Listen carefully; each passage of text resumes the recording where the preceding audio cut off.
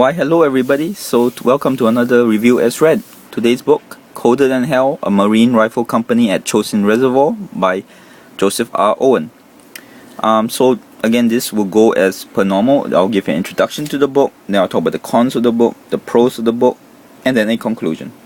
So, what is Colder Than Hell about? Basically, Colder Than Hell is Second Lieutenant Joesph R. Owen's first-hand account of almost the entire Korean War. Basically, it is the whole Korean War. He missed very little of it due to reasons I won't spoil for you. And it starts from him in America all the way to from the retreat from North Korea by the American troops at the Korean War. And as we all know, the Korean War is not very well publicized, so it's pretty much a very nice way of getting into it without a massive book and having too much detail to bombard you as big war books tend to do. And it's a very nice first-hand account. So let's first go into the cons of the book. And the cons of the book are mostly, for me, nitpicks. I'm kind of giving away what I feel about the book, but this is one I think I'll say openly, it's one of my favorite books I've read ever. One of the cons of the book offers that basically, like with any first-hand account, you're always worried about what he left out. Or, like example, if you read a presidential account or a Steve Jobs account, you're always worried like what they edited for, legal reasons, or what they don't say, or what is truly biased, what they left out. It's always an issue with any first-hand account.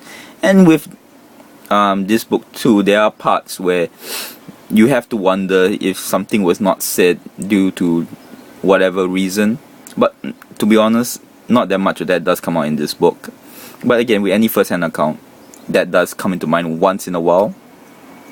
Number two, the Korean War and Korean terrain is not very well publicized, so sometimes some things aren't really easy to picture, such as when I can understand why you didn't explain it in detail, because it's not really important to the story, unless you are not that needs to picture everything like myself.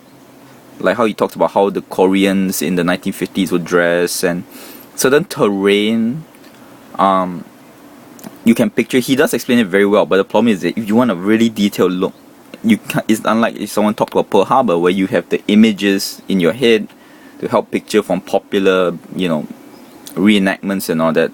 Korean War not well publicized, so maybe you will have a bit of more of a problem than other wars of picturing the terrain and everything.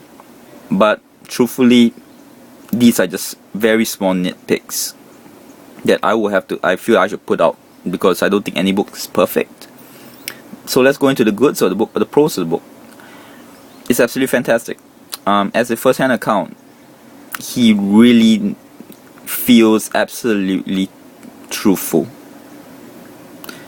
To give you one example, he talks about, it's not a major spoiler, but he does talk about how, and he names the person who kills a old Korean hitman from a village.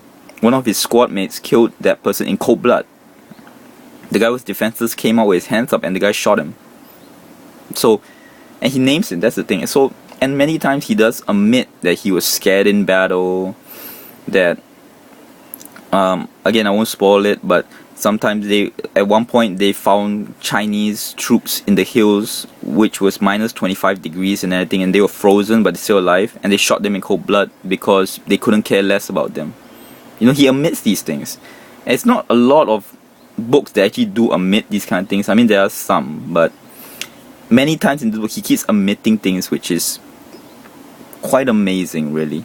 And you really do feel like you were there. And many great first-hand accounts or stories of what you imagine really soldiers do talk about. Like, example, how the title Colder Than Hell came about. Again, I won't spoil it, but absolutely funny story. It's just so subtly put in there that it really, I didn't notice it till the end of the book when I finished it.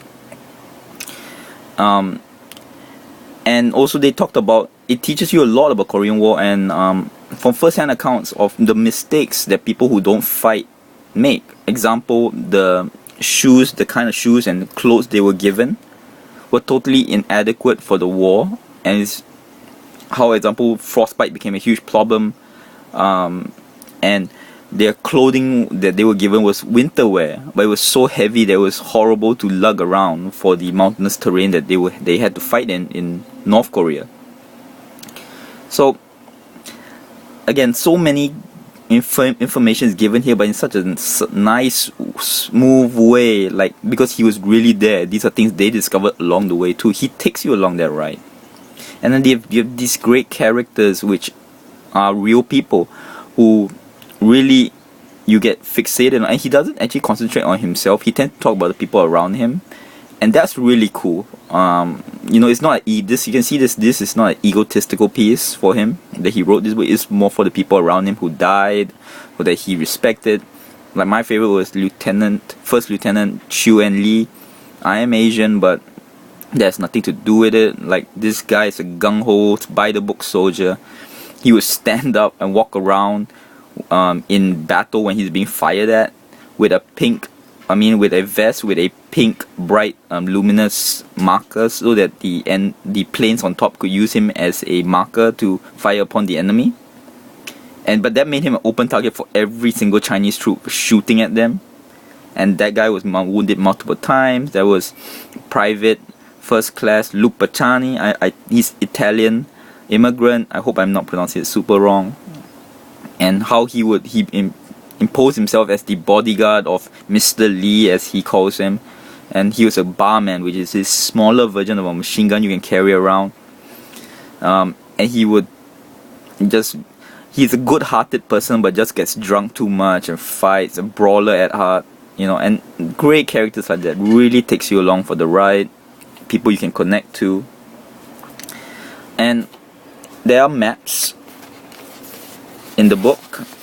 They're not super detailed, but like I say, maps like this do help because they actually help you picture how the road is. Just to let you know, MSR is main supply route, and then they have one where they attack when they're going north, and then one when they have to retreat south. So is that, and of course, nice thing is to help you picture is of course their pictures, and these are really good. Unfortunately, there were no pictures of Lieutenant Lee. And yeah, in conclusion, I would just like to say that this book really gives you that feeling that many times you read about before mass media was available, that how soldiers would want to go to war to prove themselves, and they would think going to war is cool and everything. And like when he first started, all they wanted to do was really get into hand-to-hand, get into a fighting combat. And after that, when it really does happen, all they want to do is go home. That they find out war is not cool, and it really makes you think. It's a fantastic book with a very, I would say, very movie-like ending. It's not over the top, whatever, but it's when you watch war movies, it's a very good ending. There's very nice closing. Absolutely one of my favorite books of all time. Cannot recommend this enough. I really feel that if you can get Colder Than Hell, it really helps you understand war. For any perspective, this book is good. From a perspective, if you want to learn more about the war, from a first-hand perspective, you want to have a good story, you want characters that you can get into, a very well-explained book, and a truthful book that's not egotistical. Great book by Second Lieutenant Joesph R. Owen. Colder Than Hell, a must-read. Thank you very much. Till next word.